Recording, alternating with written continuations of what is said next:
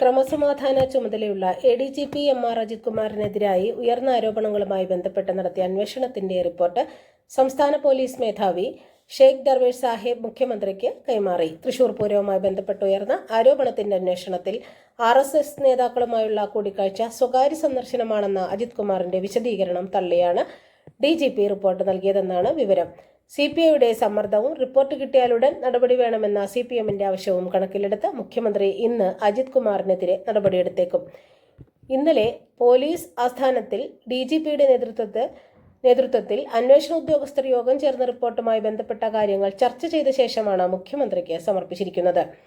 IG Spurgeon Kumar, DIG Thomson Jose, SP-മാരായ ഷാനവാസ്, മധുസൂദനൻ എന്നിവർ യോഗത്തിൽ പങ്കെടുത്തു. RSS നേതാക്കൾ ADGPയെ കാണാറുണ്ടെന്ന് ചില ഉദ്യോഗസ്ഥർ മൊഴി നൽകിയിരുന്നു. ഒരു RSS നേതാവ് DGPയുടെ നിത്യസന്ദർശകനായിരുന്നുവെന്നും അദ്ദേഹം വന്നാൽ മറ്റുദ്യോഗസ്ഥരെ ഏറെ നേരം പുറത്തിരുത്തുമായിരുന്നു എന്നും മൊഴിയുണ്ട്. ജയിലിൽ കഴിയുന്ന RSSകാരുടെ പരോളുമായി ബന്ധപ്പെട്ടായിരുന്നു ഈ കൂടിക്കാഴ്ചകൾ എന്നും ഉദ്യോഗസ്ഥർ മൊഴിയിൽ പരാമർശിച്ചിരുന്നു. അതേസമയം PV അൻവർ ഉന്നയിച്ച വിവിധ ആരോപണങ്ങൾ പരിശോധിച്ചെങ്കിലും തെളിവ് കണ്ടെത്താനായിട്ടില്ലെന്നും റിപ്പോർട്ടിലുണ്ട്.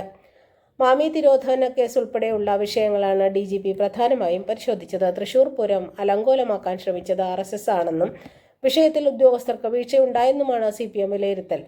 വിഷയത്തിൽ ADGP ഉൾപ്പെടെ ഉദ്യോഗസ്ഥർക്ക് വീഴ്ചയുണ്ടെന്ന് വിലയിരുത്തിയ CPM അന്വേഷണ റിപ്പോർട്ടിന്റെ അടിസ്ഥാനത്തിൽ അജിത് കുമാറിനെതിരെ നടപടിയെടുക്കാനും സർക്കാരിന് നിർദ്ദേശം നൽകി.